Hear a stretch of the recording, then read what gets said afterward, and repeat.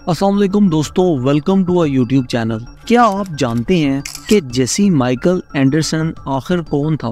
क्या आप जानते हैं कि उसने अपनी बीवी को किस तरह से कत्ल किया और फिर उसका इल्ज़ाम 2 काले मर्दों पर लगा दिया? क्या आप जानते हैं कि उसकी सज़ा क्या थी और उसका अंजाम कैसा हुआ? अगर नहीं तो आज की इस वीडियो में हम आपको बताएंगे कि जेसी माइकल एंडरसन की कहानी क्या थी और कैसे उसने अपने जुर्म की सज़ा पाई। दोस्तों, जेसी माइकल एंडरसन एक अमेरिकन बिजनेसमैन था जिसने 1992 में मिल्वॉकी में अपनी बीवी बारबरा को चाकू से मारकर कत्ल कर दिया था। फिर खुद को भी चोट पहुंचाई और पुलिस को ये कहा कि 2 काले मर्दों ने उसकी बीवी पर हमला किया, लेकिन उसकी झूठी कहानी जल्द ही पकड़ी गई और उस पर कत्ल का जुर्म साबित हो गया। उसको उम्र भर की कैद की सजा मिली, लेकिन उसकी कैद में रहने की जिंदगी भी बहुत कम रही, क्योंकि 1994 में उसके साथ कैद में रहने वाले एक और कातिल क्रिस्टोफर स्कारवर ने उसको और एक मशहूर सीरियल किलर जेफरी डैमर को मार डाला।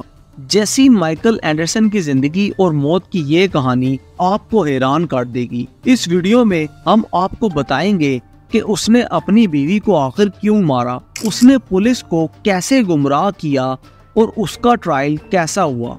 तो इस वीडियो को एंड तक देखते रहिए और जानिए इस इंटरेस्टिंग कहानी का राज। दोस्तों, जेसी और बारबरा एक खुशहाल कपल थे।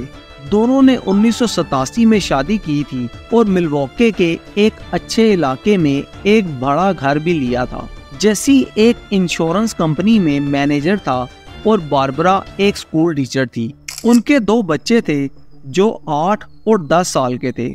उनकी जिंदगी में कोई कमी नहीं थी, लेकिन अंदर ही अंदर जेसी में एक शैतान था जो उसने छुपा रखा था। जेसी अपनी बीवी से बहुत प्यार करता था, लेकिन उसने उसके साथ कभी भी वफादारी नहीं की। उसने अपनी बीवी को बार बार धोखा दिया और बहुत सी औरतों के साथ अफेयर रखा। उसने अपनी बीवी को ये सब बताने की कोशिश भी की, लेकिन बारबरा ने उसकी बात पर यकीन नहीं किया। उसने सोचा कि जेसी उसके साथ मजाक कर रहा है या उसको छोड़ने की कोशिश कर रहा है, लेकिन जेसी का अपनी बीवी को छोड़ने का इरादा नहीं था, बल्कि उसने उसको मारने का प्लान बनाया था। दोस्तों, जेसी ने अपनी बीवी को मारने के लिए एक चाकू खरीदा, जिसे उसने अपनी कार में छुपा लिया। उसने अपनी बीवी को एक रेस्टोरेंट में डिनर करने के लिए बुलाया, जहां उन्होंने खाना खाया और काफी बातें की। फिर वो दोनों अपनी कार में बैठकर घर की तरफ चल पड़े। रास्ते में जेसी ने अपनी कार को एक सुनसान जगह पर रोका और अपनी बीवी की पीठ में चाकू से वार कर दिया। बारबरा ने जोरदार चीख मारी और उसने अपने हस्बैंड से पूछा कि उसने ऐसा क्यों किया। जेसी ने कहा कि वो उससे प्यार नहीं करता और उसको छोड़ना चाहता है। फिर उसने अपनी बीवी पर चाकू से और ज्यादा वार किए और उसको कार की सीट पर फेंक दिया। दोस्तों, जेसी ने अपनी बीवी को मारते हुए अपने हाथ में भी जानबूझ के एक चोट लगाई, जिससे उसका खून बहना शुरू हो गया। उसने ये जानबूझकर किया ताकि पुलिस को ये लगे कि उसने अपनी बीवी की जान बचाने की कोशिश की थी। उसके बाद उसने मोबाइल से 911 को कॉल की और रोते हुए कहा कि 2 काले मर्दों ने उन दोनों पर हमला किया है और उसकी बीवी को एक चाकू से बहुत शदीद जख्मी कर दिया है। उसने ये भी कहा कि वो लोग उनकी कार से पैसे और ज्वेलरी लेकर फरार हो गए हैं। उसने बताया कि वो लोग उन्हें मारने की कोशिश कर रहे थे, लेकिन उसने उनसे लड़कर उन्हें भगा दिया। उसने ये भी बताया कि वो अपनी बीवी को हॉस्पिटल ले जा रहा है और पुलिस से मदद मांगी। दोस्तों, जेसी ने अपनी बीवी को हॉस्पिटल पहुंचाया, जहां डॉक्टर्स ने उसकी हालत को क्रिटिकल बताया। जेसी ने अपनी बीवी को देखने की कोशिश की, लेकिन पुलिस ने उसे रोक लिया। पुलिस ने उसे उसकी बीवी के हमले के बारे में पूछा, जिसका जेसी ने वही झूठा बयान दिया जो उसने 911 को दिया था। पुलिस ने उससे उसके हमले के सस्पेक्ट्स का स्केच बनाने के लिए कहा, जिसे जेसी ने बनाया। उसने 2 काले मर्दों का स्केच बनाया जिनका चेहरा उसने किसी फिल्म में देखा था। उसने कहा कि वो लोग उसकी कार के पास खड़े थे और उन्होंने उन्हें रोका और उन पर हमला कर दिया। उसने कहा कि उनमें से एक ने उसकी बीवी को चाकू से मारा और दूसरे ने उस पर हमला किया। उसने ये भी बताया कि उनमें से एक का नाम माइकल था और दूसरे का नाम जेम्स था। उसने कहा कि वो लोग उसकी कार से पैसे और ज्वेलरी लेकर फरार हो गए। दोस्तों, पुलिस ने जेसी के बयान पर शक किया क्योंकि उसकी कार में कोई खून के निशान नहीं थे और उसकी बीवी के कपड़ों पर भी कोई खून नहीं लगा हुआ था। पुलिस ने सोचा कि जेसी ने अपनी बीवी को कहीं और मारा है और फिर उसको कार में ले आया है। पुलिस ने जेसी की कार में खून की जांच की, जिसमें से उन्हें एक चाकू मिला जिस पर जेसी और बारबरा का डीएनए मिला। पुलिस ने जेसी की कार के जीपीएस से उसकी लोकेशन का पता लगाया, जिसमें से उन्हें पता चला कि जेसी ने अपनी कार को एक सुनसान जगह पर रोका था, जहां से उसने 911 को कॉल किया था। पुलिस ने उस जगह पर पहुंचकर खून के निशान और चाकू के निशान देखे, जो जेसी के बयान से मैच नहीं करते थे। पुलिस ने जेसी को अरेस्ट कर लिया और उससे पूछा कि उसने अपनी बीवी को क्यों मारा। जेसी ने अपना बयान बदल दिया और कहा कि उसने अपनी बीवी को नहीं मारा, बल्कि उसने खुद को मारा।